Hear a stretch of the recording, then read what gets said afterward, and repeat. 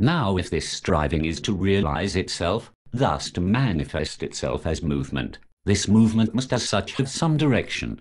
But this direction must be determined by something, i.e., it requires a guide, and this is the nervous system. For to the mere irritability, as it lies in the muscular fibers and in itself is pure will, all directions are alike. Thus it determines itself in no direction, but behaves like a body which is equally drawn in all directions.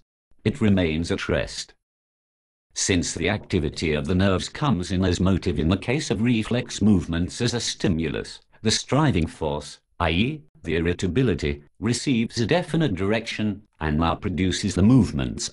Yet those external acts of will which require no motives, and thus also no working up of mere stimuli into ideas in the brain, from which motives arise, but which follow immediately upon stimuli, for the most part inward stimuli, are the reflex movements, starting only from the spinal cord, as, for example, spasms and cramp, in which the will acts without the brain taking part.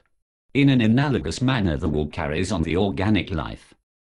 Also by nerve stimulus, which does not proceed from the brain.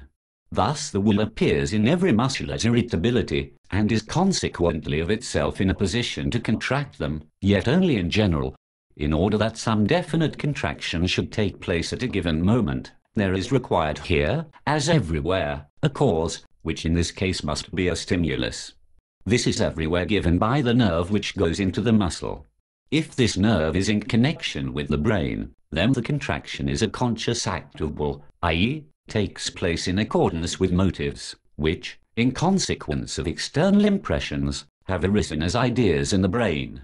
If the nerve is not in connection with the brain, but with the sympathicus maximus, then the contraction is involuntary and unconscious, an act connected with the maintenance of the organic life, and a nerve stimulus which causes it is occasioned by inward impressions. For example, by the pressure upon the stomach of the food received, or of the chime upon the intestines, or of the inflowing blood upon the walls of the heart, in accordance with which the act is digestion, or motus peristalticus, or beating of the heart. But if now, in this process, we go one step further, we find that the muscles are the product of the blood, the result of its work of condensation, nay, to a certain extent they are merely solidified, or, as it were, clotted or crystallized blood, for they have taken up into themselves, almost unaltered, its fibrin and its coloring matter.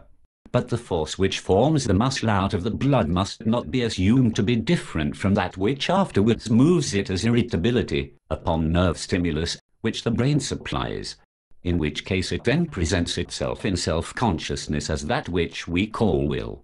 The close connection between the blood and irritability is also shown by this, that where, on account of imperfection of the lesser circulation, part of the blood returns to the heart unoxidized, the irritability is also uncommonly weak, as in the batrachia.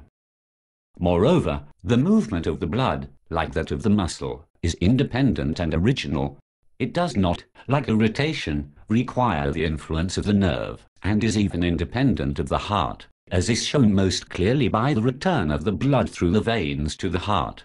For here it is not propelled by a visceratio, as in the case of the arterial circulation, and all other mechanical explanations, such as a power of suction of the right ventricle of the heart, are quite inadequate.